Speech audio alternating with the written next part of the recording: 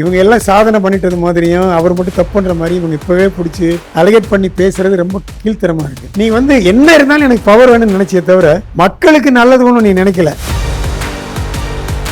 மக்கள் மத்தியில உங்களை பத்தி ஒரு ஒப்பீனியன் ஃபார்ம் ஆயிடுச்சு, அதனாலதான் நீங்க தோத்து போயிட்டீங்க. இப்ப எதுக்கு உட்காந்துக்கிட்டு மறுபடியும் டிஃபெண்ட் பண்றீங்க? இப்போது நீங்க ஏதாவது ட்ரை பண்ணலாம் நல்ல விஷயத்த. இப்போ உங்களுக்கு ஏதாவது காசு வருமா?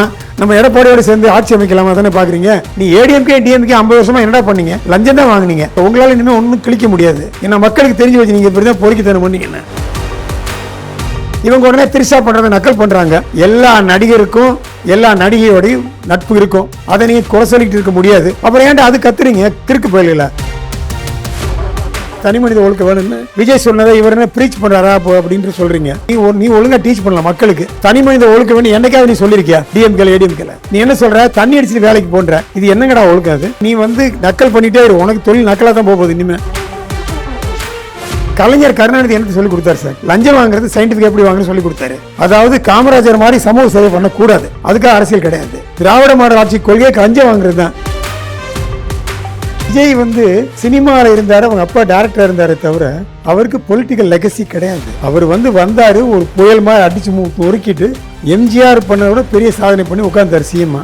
அதை உங்களால அக்செப்ட் பண்ணி அப்ரிஷியேட் பண்ண முடியல. பிகாஸ் உங்களுக்கு வயிற்றுச்சல் இருக்கு, நம்மளுக்கு பவர் போயிடுச்சுன்னு. இரண்டாவது முறை திமுக ஆட்சி தொடர்ந்தா எப்படி இருந்திருக்கும்? ஐயோ, நாடு காலியா இருக்கும். இவங்க நினைச்சிருப்பாங்க இனிமே மோடிங்கிறவரை காலி பண்ண நினைச்சிருப்பாங்க. இந்தியாவில காலி பண்ணிருப்பாங்க கம்ப்ளீட்டா. ஸ்வஸ்திக் விஷன்ஸ் பிரசன்ஸ் கேஜேஆரின் அங்கீகாரம் ஜூன் 26 முதல் உங்கள் அபிமான திரையரங்குகளில். 20 years of ஃபீல்ட்ல இருக்காங்க. Experience faculty, free uniform, note books, hostel, படிக்கும்போது பார்ட் டைம் ஜாப் வேற.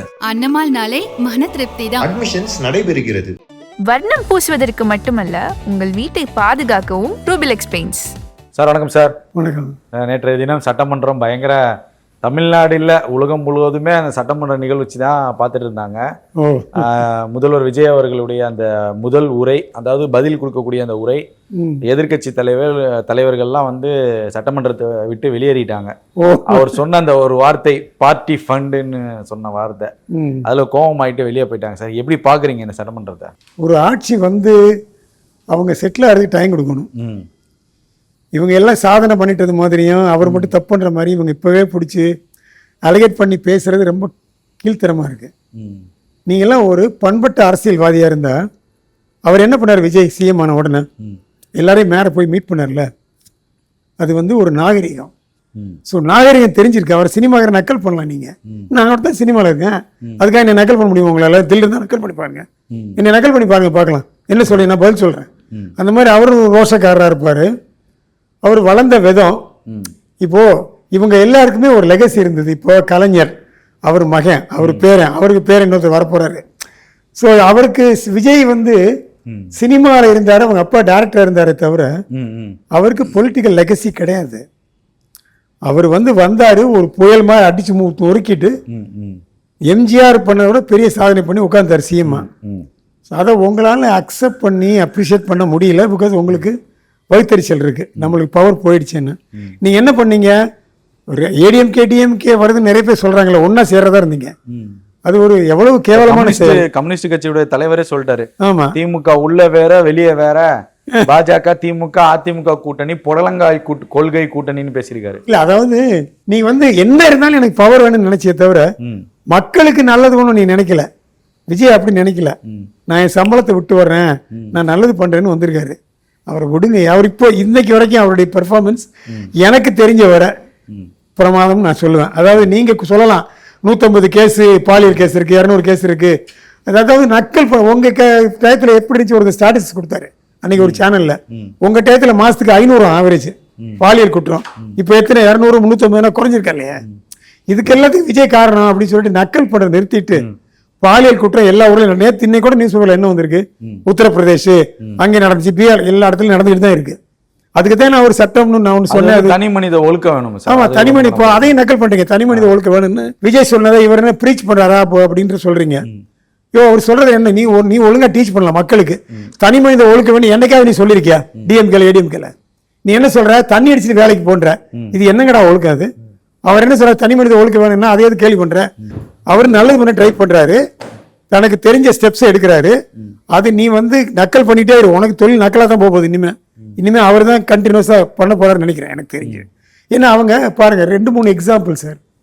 எத்தனை அன்னைக்கு ஒரு நியூஸ் சேனல்ல 1.5 மணி நேரம் ஒரு நியூஸ் போடுறான். என்ன போடுறான்? பொய்யே சொல்லாத அன்பில் மகேஷ் பொய்யாமல் என்று ஒரு மாபெரும் தலைவர், டிஎம்கேல முக்கியமான உள்ள ஒரு மனிதர், அவர் தான் மந்திரியா இருந்தாரு. அவர் என்னென்ன அநியாயம் பண்ணார் ஒரு கம்பெனி வச்சுன்னு சொன்னாங்க. அவங்க சொன்னது பொய்யா இருந்தால் இது என்னன்னா ஒரு அசோசியேஷன், ஸ்கூல் அசோசியேஷன் பிரசிடென்ட் உட்காந்து பேசுறாரு. இந்த மாதிரி என்ன பில்டிங்க்கு நாங்க எவ்வளவு பணம் கொடுத்தோம், யூனிஃபார்முக்கு எவ்வளவு பணம் கொடுத்தோம், நாங்க எவ்வளவு இழுத்தடிக்கப்பட்டோம், எல்லா பெர்மிஷனுக்குன்னு சொல்றாரு. சொல்றதெல்லாம் இவங்க கேட்டு இன்னைக்கு வரைக்கும் அவங்க இன்னும் கேஸ் ஃபைல் பண்ணல. மானநஷ்ட வழக்கீடு போட்டு இவங்க காசு வாங்கலைன்னா போட்டுக்கணும். அவன் சொல்றான், கம்பெனி பேரே சொல்றான், குளோபல் 360 ஒரு வச்சிருந்தாங்க பண்றான். ஏன்பா அந்த மாதிரிலாம் பண்ணிட்டு நீங்க என்ன கிளைம் போடுறீங்க? நீங்க பண்ணது பூரா அணியா ஒன்னொன்னா எக்ஸ்போஸ் ஆகுது. இது எல்லாத்தையும் விஜய் வந்து ஒரே நாள்ல ஒரு வாரத்துல கொண்டு வர முடியாது. அவருக்கு இந்த மாதிரி 4 பேர் ஹெல்ப் பண்ணுவாங்க. இல்ல சார், இப்ப இந்த எஜுகேஷன் நீங்க சொன்ன உடனே ஜோகாவுடைய கம்பெனி நிறுவனர் இப்ப அதை நான் கேள்விப்பட்டேன் நீங்க சொன்னது. அது என்னன்னா அந்த வேம்பு சொல்லியிருக்காரு, நான் வந்து இந்த மாதிரி இத்தனை வருஷம் என்ன இழுத்தடிச்சானுங்க, ஃப்ரீ ஸ்கூல் ஆரம்பிக்கிறேன், கிராமத்து சிலனுக்கு வந்து எஜுகேட் பண்ண போறேன்னு சொன்னேன். இவனுக்கு அந்த பெர்மிஷன் தர்றதுக்கு என்கிட்ட இவ்வளவு எத்தனையோ லட்சம் கேட்டானுங்க கஞ்சம். இன்னைக்கு வரைக்கும் பெர்மிஷன் தரல. விஜய் கவர்மெண்ட் வந்து 10-20 நாளைக்குள்ள எனக்கு பெர்மிஷனே வந்துருச்சுன்றாரு. இதே மாதிரி இன்னொரு இலவச கல்விகள் எல்லாத்துக்கும் அனுமதிட்டாங்க, எல்லாம் அனுமதிட்டாங்க. ஓகே, அனுமதி கொடுத்துட்டாங்க பேப்பர்லயே. சோ அவருக்கு வந்து எவ்வளவு பெரிய பிளஸ் பாருங்க. அவரு சொசைட்டிக்கு நல்லது பண்ண ட்ரை பண்றாரு. நீங்க இவ்வளவு நாள் பிளாக் பண்ணீங்க. நீங்க அப்படின்னா அரசியல்ல வந்து சேவை பண்ண வரல, சம்பாதிக்க தான் வந்தீங்க. அதையும் ஒத்துக்க மாட்டேன்றீங்க. அதை விட்டுட்டு என்னவோ பேசுறீங்க. இன்னொரு எக்ஸாம்பிள் சொல்றேன் பாருங்க. நாங்கெல்லாம் நகரத்தார், அதாவது எங்களை வந்து செட்டிநாட்டு நகரத்தார் வந்து பொய் சொல்ல மாட்டாங்க, ரொம்ப நேர்மையான ஆளுங்க.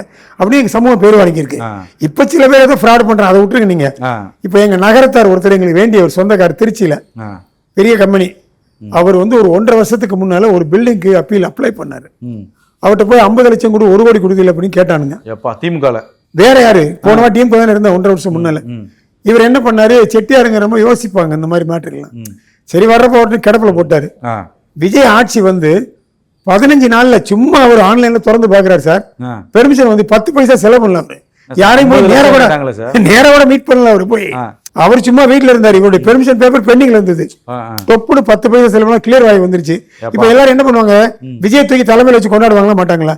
அப்புறம் ஏன்டா அது கத்துறீங்க? கிறுக்கு போயில ஒரு மனுஷன் வந்தா அந்த மனுஷனால நிறைய நல்லது நடக்குது. வேம்பு பெர்மிஷன் இந்த மாதிரி எல்லாமே வருது. இது எல்லாத்துக்கும் அவர் சொல்ற அலகேஷனுக்கு உங்களால பதில் சொல்ல முடியல. அப்புறம் அசம்பிளில உட்காந்துக்கிட்டு நக்கல் பண்றது, அப்புறம் ஏதாவது கதை சொன்னா கேள்வி பண்றது, இந்த முகபாவனை அப்படிலாம் சொல்ற மாதிரி அதெல்லாம் வந்து அதெல்லாம் என்னன்னு தெரியல எனக்கு. ஏன்னா ஒருத்தர் நல்லா வேலை பார்க்கிறவரை உங்களால அப்ரிஷியேட் பண்ண முடியாது, உங்களால இனிமே ஒன்னும் கிழிக்க முடியாது. ஏன்னா மக்களுக்கு தெரிஞ்சு வச்சு நீங்க இப்படிதான் பொறுக்கித்தனம் பண்ணீங்க. இந்த உதயநிதிக்கு எத்தனை மேட்டர் நான் சொல்லிருப்பேன் இன்டர்வியூல, சார் உங்களுக்கு ஒரு நல்ல பேர் இருக்கு, நீங்க அதை காப்பாத்தீங்க, நீங்க பெரிய ஆளா வரலான்னு. அவர் அதை ஃபாலோ பண்ணலையே. அவரு ஒரு லஞ்சத்தை நிறுத்தி இருந்தாருன்னா, இல்ல நல்ல விஷயங்கள் தொகுதிக்கு பண்ணது மாதிரி நாட்டுக்கு பண்ணியிருந்தாருன்னா மக்களுக்கு தெரிஞ்சிருக்கும். நீ பண்ணல, ஒருத்தன் வந்து பண்றான், அவனை போய் நக்கல் பண்ணிக்கிட்டு கேள்வி பண்ணிக்கிட்டு என்னப்பா பண்றீங்க? என்னன்னா அந்த பார்ட்டி ஃபண்டுன்னு முதல்வர் பேசின உடனே ஒரே ஒரு கலவரம் மாதிரி ஆயிடுச்சு சட்டமன்றம். அந்த பார்ட்டி ஃபண்ட்னா ஏன் திமுக பயப்படுதுங்கிற ஒரு கேள்வி இருக்கு. இப்ப நான் சொன்ன 3 எக்ஸாம்பிள்ல உங்களுக்கு தெரிஞ்சு வச்சுல, லஞ்சம் இல்லாத ஒரு தெளிவான கவர்மெண்ட் நடத்த முயற்சி இருக்காரு முதல்வர். மக்கள் மத்தியில உங்களை பத்தி ஒரு ஒப்பீனியன் ஃபார்ம் ஆயிடுச்சு. அதனாலதான் நீங்க தோத்து போயிட்டீங்க. இப்ப எதுக்கு உட்கார்ந்துக்கிட்டு மறுபடியும் டிஃபெண்ட் பண்றீங்க? இப்போது நீங்க ஏதாவது ட்ரை பண்ணலாம் நல்ல விஷயத்த. இப்போ உங்களுக்கு ஏதாவது காசு வருமா? நம்ம எடப்பாடியோட சேர்ந்து ஆட்சி அமைக்கலாமா தானே பாக்குறீங்க? எடப்பாடி என்ன பண்ணாருன்னு அதை போட்டு ஒன்னு நறுக்கிட்டான். நீ ஏடிஎம்கே டிஎம்கே 50 வருஷமா என்னடா பண்ணீங்க? லஞ்சம் தான் வாங்குனீங்க. கலைஞர் கருணாநிதி எனக்கு சொல்லி கொடுத்தாரு சார், லஞ்சம் வாங்குறது சயின்டிபிக் எப்படி வாங்குறது சொல்லி கொடுத்தாரு. அவரை நம்ம ஓவரியாத பண்றதுக்காக நான் அது சொல்லல. டிஎம்கேயோட பாட்டம் லைன் என்ன, எப்படி லஞ்சம் வாங்குறது, அரசியல் எப்படி வியாபாரமா மாத்துறது. அதாவது காமராஜர் மாதிரி சமூக சேவை பண்ணக்கூடாது, அதுக்காக அரசியல் கிடையாது. உங்களுக்கு என்ன காசு சம்பாதிக்கணுமோ அதுக்கு நீங்க அரசியலுக்கு வாங்க, அதை தொழிலா எடுத்துக்கிட்டு வாங்க. எவ்வளவு அழிக்க முடியுமோ மக்களை முட்டாளாக்கி நீங்க லஞ்சம் வாங்க அப்படிங்கிறது அவங்களுடைய பிரைமரி எய்ம், கொள்கையே அதுதான். திராவிட மாடல் ஆட்சி கொள்கையை லஞ்சம் வாங்குறது தான். இவங்க உட்காந்து எதையாவது பத்தி பேசிட்டு இருக்காங்க எனக்கு தெரியல. நீ இல்லைன்னா நீங்க இப்ப அவன் நீங்க சொல்றீங்கல்ல, நீ ஆதாரப்பூர்வமா போடுறான்னு, நீ லஞ்சம் வாங்குறதுல ஆதாரப்பூர்வமா ப்ரூவ் பண்ணு. இப்ப அவர் ஒருத்தர் என்ன சொல்றாரு, இண்டஸ்ட்ரீஸ்ல இந்த கொரியன் இது வந்து நாங்க தான் எல்லாம் பண்ணோம், நீங்க வெறும் லேபிள ஒட்டிக்கிறீங்கிறது நம்மளுக்கு நல்லது கெட்ட தெரியாது. இவங்க எத்தனை இண்டஸ்ட்ரியை தூக்கி எறிஞ்சாங்க வெளியிலங்கிறது எல்லாருக்கும் தெரியும். அது செய்தியாகவும் வந்துச்சு, செய்தியாகவும் ஆமா செய்தியா வந்துருச்சு. அதுக்கு என்கிட்ட ப்ரூஃப் கிடையாது. பட் இதெல்லாம் எல்லாருக்கும் தெரியும். நீங்க சும்மா இப்ப சப்போர்ட் எடுக்கிட்டே இருக்க முடியாது சார். அப்ப அது தாண்டியுமே சார் சட்டசபையில இருந்து வெளியே வந்த உடனே ஒரு 10 ரீல்ஸ் விஜய்க்கு தேரும் அப்படிங்கிற மாதிரி ஒரு குற்றச்சாட்டை உதயநிதி வைக்கிறாரு. வீட்டுக்கு போன உடனே அவர் வந்து ஒரு குட்டி கதையை சொல்றாரு விஜய் அவர்கள். குட்டி கதையை சொல்லும் போது அவங்க அப்பாவை காணோம்னு சொல்லி அந்த கதையில சொல்ற விஷயத்த சொல்றாரு. இவர் அங்கேயே அதுக்கு பதில் கொடுக்காம அறிவாலயம் வந்ததுக்கு பின்பு செங்கல்பட்டு நீதிமன்றத்துல கணவனை தேடும் மனைவின்னு இவர் ஒரு கதையை சொல்றாரு. இது எப்படி சார் சொல்றேன் பாருங்க. இப்ப நான் சொன்னேன்ல, இப்ப நீங்க வந்து லெகசி, உங்களுக்கு வந்து ராஜாங்க மாதிரி நீங்க தான் ராஜா. நீங்க ஆளுவீங்க, பையன் ஆளுவான், பேரன் ஆளுவான், பேரனுக்கு பேரன் ஆளுவான். இது உங்களுடைய பாலிசி. விஜய்க்கு அந்த மாதிரி பாலிசி இல்ல. அவர் எங்கேயோ இருந்து வந்தாரு, புயல் வேகத்துல அடிச்சாரு, உட்கார்ந்தாரு. அவர் அவர் மகனெல்லாம் கொண்டு வர மாட்டாரு. இன்னைக்கு டூ வெளிப்பட்டு இருந்தாலும் நான் சொல்றேன். நீங்க என்ன சொல்றீங்க, எங்க சொந்தக்கார யாருமே பாலிடிக்ஸே வரமாட்டேன்னு பேசுனீங்க. அதெல்லாம் போட்டு உங்களுக்கு நக்கல் பண்ணோம். இப்போ 4 வருஷம் முன்னால.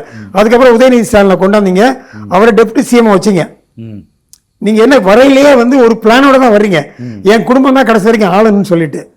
இப்போ எடப்பாடியார் ட்ரை பண்ணாரு, அவர் ட்ரை பண்ணையிலே அவர் காலி பண்ணிட்டானுங்க. ஸோ அவரால் இனிமேல் ஒன்றும் பண்ண முடியாது. அவர் தான் லஞ்சம் வாங்கியிருக்காருன்னு ப்ரூவ் ஆகி போச்சு. அவர் இப்போ கிளீன் இமேஜ் எல்லாம் கிளைம் பண்ண முடியாது. ஸோ நீங்க எல்லாருமே லஞ்ச பேர் வழின்னு ஆகி போச்சு. எதுக்கு இப்போ போட்டு அதை போட்டு மறுபடியும் கிளறி உங்களுக்கு நீங்க குழிய தோண்டி மண்ண வரையும் கொட்டிக்கிறீங்க. அதை ஓரம் வச்சுட்டு இனிமே நல்லா இருப்பேன்னு ட்ரை பண்ணல. ஒரு தனிப்பட்ட வாழ்க்கையை குறித்து அதுக்கு தான் இன்னொன்னு சொல்ல வந்தேன். உங்க அப்பாவை வச்சு நீ சிஎம் வர்ற, அவனை வச்சு ஏதோ வர்றீங்க. உங்களுக்கு வந்து இது ஒரு தொழிலா எடுத்துட்டு வரீங்க. நீங்க விஜயோட அப்பா வந்து ஒரு பிலிம்ல டைரக்டரா இருந்து பிலிம் இண்டஸ்ட்ரியில வந்து அவர் நடிச்சு இங்க வந்தாரு. அதை எப்படி நீங்க நக்கல் பண்ண முடியும்? அவர் வந்து ஆரம்பத்துல அவங்க அப்பா அரசியல்வாதி இல்ல. அவர் அரசியலுக்கு புதுசா வந்தவர். நல்லது பண்ணணும்னு டிசைட் பண்ணாரு. படங்கள்ல நிறைய டயலாக் பேசினாரு. இது வெறும் பேச்சா போக கூடாது, நான் யூஸ்ஃபுல்லா சொசைட்டிக்கு பண்ணணும்னு வந்தாரு. அவர் வந்துட்டு வெறும் டப்பா ஊதல. அவர் பிராக்டிக்கலா இந்த 1 மாசத்துக்குள்ள நம்ம பண்ணிருக்காரு. அது எல்லாம் நீங்க வந்து கிரிட்டிசைஸ் பண்ணிட்டே இருந்த அர்த்தம் கிடையாது. அவர் வந்து ஒரே வாரத்துல எல்லாத்தையும் நிறுத்து, கிரைம் பூராத்தையும் நிறுத்துன்றதுக்கு ஒண்ணு அவர் வந்து மேஜிக் வேண்ட் இல்லை. அவர் கையில் அவருக்கு டைம் கொடுக்க முள்ள பண்ணுவாரு. எல்லாம் ஓவர் நைட் பண்ண முடியாது, பொறுமையா தான் பண்ணணும். இப்போதைக்கு அவர் நல்லா பண்ணிட்டு இருக்காரு, இன்னியும் பண்ணுவாரு. நீ உட்காந்து நக்கல் பண்ணலாம். அவர் அப்பாவை தேடினாரு, இவர் அப்பாவை தேடினாரு. இப்போ எல்லா குடும்பத்திலையும் பையனுக்கு 25-30 வயசு ஆகையில மன வேறுபாடுகள் வர்றது உண்டு. உங்க வீட்டுல வராம இருக்கலாம். ஏன்னா நீங்க எல்லாருமே கொள்ளைக்காரன வந்தீங்க. சீஃப் மினிஸ்டரா வரணும்னு கொள்ளை கடிச்சுக்கிட்டதுலாம் நீங்க ஒத்துருக்கலாம். எல்லா குடும்பத்திலும் அதை எதிர்பார்க்க முடியாது நீங்க. ஏன்னா உங்களுடைய திங்கிங் வந்து எப்படி மக்களை கொள்ளையடிக்கிறதுன்னு. இவங்க திங்கிங் அப்படி இல்ல.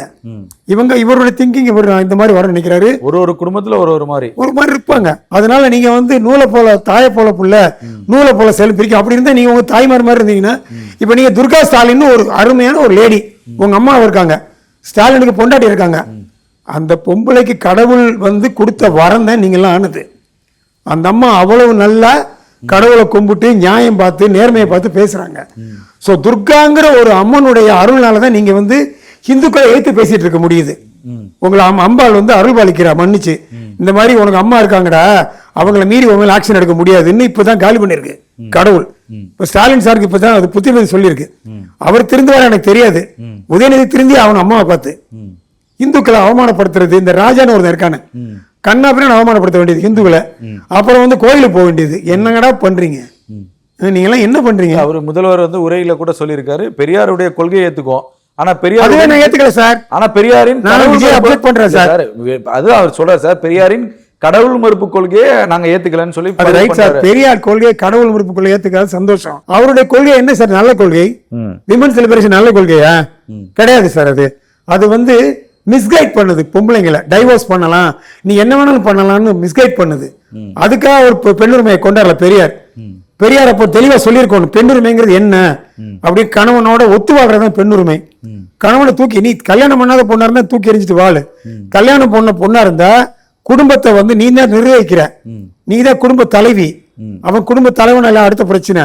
நீ குடும்பத்தை நிர்வகிச்சு குடும்பத்தை சிதைக்காம பாரு. சிதைக்காமல் குடும்பத்தை ஒற்றுமையா வச்சு அதை நடத்த பார்க்கணுமே தவிர, பெண்ணுரிமைங்கிற பேர்ல புசுனுக்கு அகேன்ஸ்டா பேசுறது, நான் அவனோட சம்பளம் கூட வாங்குறேன், என்ன வேணாலும் பண்ணுவேன், அதுதான் பெண்ணுரிமையா? கிடையாதுங்க சார். பெண்ணுரிமைங்கிறத நீங்க எப்படி டெமோக்ரஸியை மிஸ்யூஸ் பண்றீங்களோ அப்படித்தான் பெண்ணுரிமை நிறைய பெண்கள் மிஸ்யூஸ் பண்றாங்க. நான் சம்பாதிக்கிறேன், நான் இஷ்டத்துக்கு பண்ணுவேன். அப்படி இல்லை, நீ பண்ணலாம். புருஷனுக்குள்ள ஸ்பேஸை கொடுத்து உனக்குள்ள ஸ்பேஸை எடுத்துக்க. ஓகே. கொடுக்கலைன்னா உட்காந்து பேசு. மாமியார் மாமனாட்ட பேசி குடும்பத்தை எப்படி ஒத்து வைக்கிறது பார்க்கணுமே தவிர நான் இப்படித்தான் பண்ணுவேன் அடம் பிடிச்சி என்ன எல்லா குடும்பமும் சதறி போ. எத்தனை டைவர்ஸ் கேஸ் இருக்கு, இதெல்லாம் தேவையில்லாத வேலை தானே. இப்ப பெரியார் வந்து சொல்லுவாரா கனவுல வந்து எப்பா பெண்ணுரிமை மீனிங் அது இல்லப்பா இதுன்னு சொல்லுவாரா? முடியாதுங்க. சோ எவனா ஏதாவது சொல்லிவிட்டு போயிடறான். குடும்பங்கள் கெடுது சார். இதெல்லாம் அவங்க பார்க்கணும். விஜய் இப்ப எப்படி செல்ஃப் டிசிப்ளின் வேணும்னு சொன்னாரு, அதுக்கு இவங்க நக்கல் பண்ணாங்க. ஒரு முதலமைச்சர் சொல்றது பெரிய விஷயம் சார். அதை கேட்கணும்னு அவர் எதிர்பார்க்காரு. செல்ஃப் டிசிப்ளின் வந்தா தண்ணி அடிக்க குறைப்பான், குடும்பத்தை நடத்துவான்னு அவர் பாக்குறாரு. அதுல என்ன நக்கல் பண்ண வேண்டியிருக்கு? நீ எது தண்ணி அடிக்க கத்து கொடுத்தா அவர் அது எதுவாக இருந்தாலுமே தனிப்பட்ட விமர்சனமா வைக்கிறாங்க. எதை குடும்பத்தை பத்தியோ அவங்க மனைவியை பத்தியோ அவர் நினைக்கிறது இல்ல. இப்ப அதே மாதிரி தான் சார் புருஷன் பொண்டாட்டி சண்டை யார் வீட்டுல சார் இல்ல? உங்க வீட்டுல இல்லையா? எனக்கு தெரியாது. எல்லார் வீட்லயும் இருக்கு. புருஷன் பொண்டாட்டி சண்டைங்கிறது எல்லார் வீட்லயும் இருக்கு. இதை வந்து நக்கல் பண்ண முடியாது. கலைஞருக்கு எவ்வளவு கான்டாக்ட் இருந்தது. பேரறிஞர் அண்ணா, மதிப்புக்குரிய பேரறிஞர் அண்ணா என்ன சொன்னாரு? பானுமதியை பத்தி பேச்சு வந்த போது அவள் படிதாண்டா பத்தினியும் அல்ல, நான் முற்றும் துறந்த முனிவனும் அல்ல அப்படின்னு சொன்னாரு. எல்லாருக்கும் தெரியுமில்ல அது? இது நான் சொல்லல, புரியுது. சோ எல்லா ஆம்பளைங்களுக்கும் ஒரு சபல புத்தி இருக்கும், இருக்கலாம். அதை நீ வந்து நக்கல் பண்ண முடியாது. அது தனி மனித ஒழுக்கம். இப்போ எப்ஸ்டீன் ஃபைல்ஸ் எடுக்கிறாங்க அமெரிக்கால, அதை எடுத்து எல்லாரையும் காலி பண்ண பாக்குறாங்க. ட்ரம்ப் என்ன பண்றாரு? அதை டைவர்ட் பண்றதுக்காக நிறைய வாரெல்லாம் டிக்ளேர் பண்றாரு. அந்த மாதிரி ஒருத்தங்களும் ஒரு ஸ்ட்ராட்டஜி பண்றாங்க. விஜய் ஒண்ணு எந்த ஸ்ட்ராட்டஜியும் பண்ணல. இவங்க நக்கல் பண்றது அவர் கூட ஒரு வேலை பாக்குறாரு. இவங்க உடனே திரிஷா பண்றதை நக்கல் பண்றாங்க. எல்லா நடிகருக்கும் எல்லா நடிகையோடையும் நட்பு இருக்கும். அதை நீங்க குறை சொல்லிட்டு இருக்க முடியாது. கலைஞர் சினிமால இருந்து தான் வந்தாரு சார். பேரறிஞர் என்ன சினிமால இருந்தா வந்தாரு. இவரு என்ன ட்ரை பண்ணாரு? உதயநிதி சினிமாவுக்குள்ள வந்துதான் பொலிட்டிக்ஸ் வரணும்னு வந்தாரு. விஜய் அது மாதிரி சினிமால வந்திருக்காரு. நீ அதாவது சினிமா என்பது பொலிட்டிஷியனுக்கு ஒரு தாய் வீடு மாதிரி. அதுல இருந்து எல்லாம் வந்திருக்காங்க. அதுல இருந்து வராதவங்க காமராஜர் கக்கன் தான். மத்தவங்க எல்லாரும் சினிமாக்குள்ள இருந்தானே வந்தாங்க. சிஎம்மா ஜெயலலிதாவா இருக்கட்டும், எம்ஜிஆர் இருக்கட்டும். இது எதையும் மாத்தி சொல்ல முடியுமா அவங்களால? உதயநிதி ஸ்டாலினே சினிமால நடித்தவர். அது அதனாலதான் சினிமால படத்தில் நடித்த அவர் என்ன பண்ணாரு? ஸ்டாலின் பணத்தை கொட்டி கொட்டி எல்லாத்தையும் கொட்டி வாங்குற லஞ்சங்களை வச்சு படத்தை எடுத்தாங்க. எடுத்து இவரை வந்து ஒரு ஹீரோவை ப்ரொமோட் பண்ணாங்க. அது ஓரளவு தான் தள்ள முடிஞ்சு. அதை வச்சு அவர் ஏதோ எம்எல்ஏ ஆயிட்டாரு, ஏதோ பண்ணிட்டு இருந்தாரு, டெபுட்டி சிஎம் ஆனாரு. இது அவங்களால ஃபர்தரா புஷ் பண்ண முடியல. பிகாஸ் அவங்க பண்ற அநியாயத்தினால மக்களுடைய வெறுப்பை வாங்கிட்டாங்க. அவங்க இனிமே அவங்க விருப்பத்தை வாங்கணும்னா அதுக்கு தகுந்த மாதிரி நடந்தா தான் விருப்பம் வரும் மக்களுக்கு. சரி சார், ஒரு உதாரணத்துக்கே கேட்கிறேன். 2வது முறை திமுக ஆட்சி தொடர்ந்தா எப்படி இருந்திருக்கும்? ஐயோ, நாடு காலியா இருக்கும். இவங்க நினைச்சிருப்பாங்க இனிமே மோடிங்கிறவரை காலி பண்ணணும்னு நினைச்சிருப்பாங்க. இந்தியாவே காலி பண்ணிருப்பாங்க கம்ப்ளீட்டா. என்ன சார் இப்படி சொல்றீங்க? உண்மையை சொல்றேன் சார். இவங்களுக்கு அவ்வளவு பணம் இருக்கு. இவங்க மொத்த இந்தியாவை மம்தா பானர்ஜில எல்லாரும் விலைக்கு வாங்கியிருப்பாங்க. வச்சு இவங்க என்னமோ பண்ணிருப்பாங்க. இது கடவுளுக்கே பொறுக்கல. ஒரு ரெவல்யூஷன் மாதிரி விஜய் வந்தாரு. அவர் இப்ப ஆல் இந்தியா லெவல்ல நல்ல பேர் வாங்கியிருக்காரு. இவங்களுடைய ஒரு ஒரு அடங்காத்தன்மை, அரகன்ஸ். அதான் மோடி என்ன வேணா திட்டலாம். ஒரு பிரைம் மினிஸ்டர், ஒரு இப்ப பாரு மோடி என்ன சொல்றாரு விஜய், நான் வந்து சென்ட்ரல் கவர்மெண்டோட மோத மாட்டேன். அவர் வந்து ஒரு பொண்டாட்டி மாதிரி. நான் கல்யாணம் பண்ணிட்டேன், இந்தியாவில் தமிழ்நாட்டை கல்யாணம் பண்ணிட்டேன். நான் இந்த வீட்டு மருமகள். நான் இந்த வீடை வந்து சிறக்க செய்யணும். நான் இந்த வீட்டு மகாலட்சுமியா வந்திருக்கேன். தமிழ்நாட்டை உயர்த்துவேன், இந்தியாவுக்கு நல்ல பேர் வாங்கி தருவேன். சென்ட்ரல் கவர்மெண்ட் சண்டை போட மாட்டேன்றாரு. உங்களுக்கு இதை அப்ரிஷியேட் பண்ண தெரியுமாடா? முதல்ல இந்த வேல்யூ தெரியுமா அவங்களுக்கு? மோடியை நக்கல் பண்றது, மோடியை கேவலப்படுத்துறது. அவரால் எவ்வளவு பெரிய கௌரவம் இந்தியாவுக்கு சார், எவ்வளவு பெரிய கௌரவம் சார். ஸோ அதனால ஒரு மனிதனை வந்து கேவலப்படுத்துறதுக்கு நீ வந்து பிரைம் மினிஸ்டரையும் சீஃப் மினிஸ்டரையும் எடுக்காத. நீ உன் வேலையை பாரு. நீ என்ன பண்ணணுமோ மக்கள்கிட்ட போய் செல்வாக்கு உயர்த்துறதுக்கான வழியை பார்க்கணுமே தவிர நிஜமா நீ பவர் வர நினைச்சா அவரை நக்கல் பண்ணணும். நீ 5 வருஷம் 50 வருஷம் நக்கல் பண்ணிருக்கலாம். அவங்க ஆண்டுட்டு இருப்பாங்க. அது எத்தனை ஆண்டு நம்ம இப்போ நிர்ணயிக்க முடியாது. அவங்க இவ்வளவு நன்மை பண்றாங்க. பெரிய செல்வாக்கு இருக்கு விஜய்க்கு, பெரிய செல்வாக்கு இருக்கு, பெரிய நல்ல பேர் இருக்கு சார். ஒரு படம் ரிலீஸ் பண்றத பத்தி உங்களுக்கு எக்ஸாம்பிள் சொன்னேன். ஒரு அருமையான படத்தை நீ குப்பை தேட்டர்ல போட்டாலும் ஓடும். இப்ப நீ வந்து கிளாமர்ல வந்தாருன்றீல, சினிமா கிளாமர்ல உட்கார்ந்தாரு, மக்களுக்கு ஒண்ணுமே அறிவு விடாதுன்றீல, வந்துட்டார்ல, வந்து நல்லது பண்றாருல, மக்களுக்கு ரீச் ஆகுது இல்ல. அது வேணும், என்னையா வேணும்? அவர் என்ன பண்ணணுமோ அதை பண்றாரு. உனக்கு என்ன வேணும்? இப்ப தமிழ்நாட்டு மக்களுக்கு நல்லது பண்ணக்கூடாது, நீ லஞ்சம் அடிக்கின்ற. இப்ப அவருடைய அந்த சட்டமன்றத்துல விஜய் அவர்கள் இந்த செய்த இப்படின்னு ஸ்டாலின் செய்த மாதிரி செஞ்சாரு. அது வந்து ஒரு பெரிய பேசும் பொருள் ஆயிருச்சு. அதுக்கு முன்னாள் அமைச்சர்கள் இருந்து எல்லாருமே வந்து நேத்துல இருந்து திட்டிட்டு இருக்காங்க முதல்வர். அவர் திட்டவும் சார் குறை சொல்றவன் சொல்லிட்டு தான் இருப்பான்.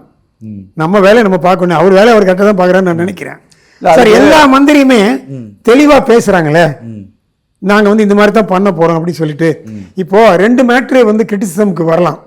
ஒன்னு திருச்செந்தூர்ல இவங்க வந்து அந்த கட்டணத்தை ஏத்துனது, அது எனக்கு தெரியாது இல்ல, அது இன்னும் உண்மையான நிலவரம் இல்ல, கருத்து தெரியாது. கேட்புன்னு தான் சொல்லியிருக்காரு அவர். அதான் ஏத்தணும்னு இருக்காங்க. அது அமைச்சர் வந்து அதுக்கு பதில் ஏழை சொல்றாரு. மக்களை வந்து உள்ள வர விடாது. ம். அப்போ நீ வந்து கன்வெர்ட் பண்ண ட்ரை பண்றியான்னு அடுத்த இல்ல அமைச்சர் வந்து அதுக்கு விளக்கம் கொடுத்துட்டாரு சார். என்னன்னா அது வந்து மக்களுடைய கருத்து கேட்பு தான் இன்னும் நிர்ணயிக்கப்படலன்னு சொல்லிட்டாரு. அது இல்ல அது ரைட், அதெல்லாம் இவங்க பண்ணக்கூடாது. அந்த திருப்பரங்குன்ற மேட்டர் எல்லாம் விட்டுருணும் சார். சார் முஸ்லிம்ஸே விட்டுடுறாங்க, இவனுங்க எதுக்காக குதிக்கிறானுன்னு தெரியல. நான் சுப்ரீம் கோர்ட் போவேன், அப்புறம் யுனைடெட் நேஷன்ஸ் போவேன், இதெல்லாம் பைத்துக்கிறதுன்னு எனக்கு தோணுது. அவங்க பண்ற நல்லது நிறைய இருக்கு. இந்த மாதிரி விஷயங்கள் அவங்க என்ன முஸ்லிம்ஸை கூப்பிட்டீங்க வாருப்பா, உனக்கு என்ன ப்ராப்ளம், அவன் மாதிரி ஏத்திட்டு போறான், நீ வேலையை பாருன்னா வேலை முடியும் எல்லாரும் சொல்றதை கேட்க போறாங்க. யாராவது விஜயத்து பேசுவாங்களா? இவர் ஆக்சுவலா சொல்லவே வேணாம், சுப்ரீம் கோர்ட் போகாமப்பா கோர்ட்டு சொல்லிடுச்சு, நீங்க வேற உங்க வேலையை நீங்க பாருங்க, அவங்க வேலை அவங்க பார்ப்பாங்க, இந்த மதத்தை வச்சு மோதாதீங்க, ஏன்னா நான் அதுக்காக ஆட்சிக்கு வரல, எனக்கு அது பிடிக்கலன்னு சொன்னாருன்னா எல்லாம் சும்மா இருப்பாங்க சார். இவர் சொல்ல வேண்டிய ஸ்டேட்மெண்ட் இவ்வளவுதான், எப்பா எனக்கு மதத்தை வச்சு நான் கோர்ட்டுக்கு போய் இஷ்டம் கிடையாது. ஏன்னா டிஎம்கே ஆல்ரெடி அந்த அநியாயத்தை எல்லாம் பண்ணிட்டு இருக்காங்க. அவங்க ரொம்ப ஹிந்துக்கள்ல கேவலப்படுத்துறாங்க. நான் மூவாம்பிகை கோயிலுக்கும் போவேன், சர்ச்சுக்கும் போவேன், மசூதிக்கும் போவேன், என்னை ஒரு ரூபாய் ஒன்றும் கேள்வி கேட்க முடியாது. அது என்னுடைய தனிப்பட்ட மனிதனுடைய விருப்பம். நான் போவேன் அப்படித்தான் கோயிலுக்கு, நாளைக்கு திருப்பதிக்கும் போவேன். நீ நக்கல் பண்ணிருக்கனா இருந்துக்க, எனக்கு கவலை இல்லை, எனக்கு பிடிக்குதியா எல்லா மதமும் நான் போறேன். இல்ல அதுதான் ஒரு ஆபத்தா இருக்கா திமுகக்கு? இவர் வந்து எங்க மக்கள் வந்து இவர் பிடிக்கிற மாதிரி விஷயங்களை செஞ்சிருவாரோங்கிற அந்த பயம் அவங்களுக்கு இருக்கு, நிறைய இருக்குல்ல, குதிக்கிறாங்கல்ல. இப்போ மூவாம்பை போனதுல எல்லாருக்கும் ஹார்ட் அட்டாக் போயிருக்கும். ஏன்னா அவங்க நடிக்கிறாங்க கோயில்ல, இவர் நடிக்கலையே, இவர் ஜெனுவினா போய் சாமியை கும்பிடுறாரு, ஜெனுவினா அதை வந்து தேன்றாரு, தமிழ் தனக்கும் வேண்டாரு, தமிழ்நாட்டு மக்களுக்கும் வேண்டாரு, நல்லதானே பண்றாரு அவரு, அதையும் கிரிட்டிசைஸ் பண்றீங்க. அதே RS பாரதி பேசும்போது நேற்றைய தினம் விஜய் அவர்களுடைய பேச்சும் அந்த பாவனையும் பார்த்து RS பாரதி இன்னைக்கு ஒரு பேச்சு பேசுறாரு, நாங்க ஒரு கேஸ் போட்டிருந்தா விஜய் அரசியல் விட்டு ஓடி இருப்பாருங்கிறாரு. அவங்க போட்டிருக்கலாம், ஆனா எல்லா கேஸுமே வந்து சார் டிபேட்டபிள் இல்ல. ஏன் சார், ஏன் இப்படி ஒரு டாக்? அவர் எப்போ வளர்க்கிட்டு இருப்பார் பாவம், அவருக்கு ரொம்ப கண்ணு தெரியாதுன்னு நினைக்கிறேன், குனிஞ்சுதான் இப்பதான் நிமிந்து பேசுறாரு. அவர் பாவம் ஏதாவது அவங்க காசை கொடுத்து எதையாவது நீ பேசியா, ஸ்டாலின் பேச முடியாது. இல்ல அவர்தான் இன்னொரு விஷயமும் சொன்னாரு, ஒரு மேயர் கூட நீங்க ஜெயிச்சு காமிங்க, ஒரு பக்கம் மீசையை எடுத்துக்கிறாங்கிறாரு. அது பாப்போம், இன்னுமே வந்தா தானே தெரியும். இல்ல அதையும் பேசினாரு அவர் தான். அவர் ரெண்டையுமே எடுத்துக்கிட்டும் பிரச்சனை இல்லை, அவர் எடுத்துக்கினா எல்லாம் எடுக்கல, நம்மளுக்கு என்ன, அவரோட பேசிட்டு இருப்பாரு. அவர் ஏதாவது இன்னைக்கு வர அவர் பேசி ஜெயிச்சிருக்காரு ஏதோ ஒரு மேட்டர்ல. இந்த மந்திரிகளை பத்தி பேசினார்ல, இவங்க எல்லாம் வந்து பெரிய லெவல்ல இண்டஸ்ட்ரி ஆரம்பிச்சுதான் சம்பாரிச்சானுங்க அப்படி சொல்லி பேசினாரு. அவன் எதை சம்பாரிச்சான்னு எல்லாருக்கும் தெரியும். கல்வி நிறுவனங்களை வந்து அநியாயம் பண்ணி வாங்குறது விலைக்கு, இன்னொருத்தன் இருந்து சாரா ஃபேக்டரியை வாங்குறது, அடிமாட்டு விலை போட்டு வாங்குறது, இந்த சசிகலாமா வாங்கினாங்கல்ல, இதுல போய் ஒரு இடம் எங்க நார்த் மெட்ராஸ்ல ஏதோ ஒரு ஃபேக்டரி 2500 கோடிக்கு, அதெல்லாம் கேஸ் ஓடிட்டு இருக்கோம். இந்த மாதிரி இவங்க பண்ணது பூரா அநியாயம் சார். எல்லா கட்சிக்காரனும் ஏதோ நல்லது நடக்க முயற்சி நடந்துட்டு இருக்கு, மக்களுக்கு பிடிச்சிருக்கு. அரசியல்வாதிகள்லாம் இப்போ டெரர்ல இருக்கானுங்க, நம்ம என்ன அடுத்து என்ன நடக்குமோ எங்களுக்கு தெரியாது இல்ல, எந்த கேஸ் எடுப்பாங்க எந்த கேஸ் எடுக்க மாட்டாங்க, இந்த சம்பாதிச்ச காசு பத்திரமா இருக்குமா காணாம போயிடுமா, அந்த பயம் அவங்களுக்கு எல்லாம் இருக்கு. ஸோ ஏதாவது உளறிக்கிட்டே இருக்கணும் அவங்க, கீப் பீப்புள் டைவர்ட்டடு. உங்களை மாதிரி மீடியாவுக்கும் மெட்ட வேண்டியது இருக்கு. ஸோ அவங்க உளரட்டும், நீங்க எல்லாம் சம்பாதிங்க, அட்லீஸ்ட் எனக்கு சந்தோஷம்.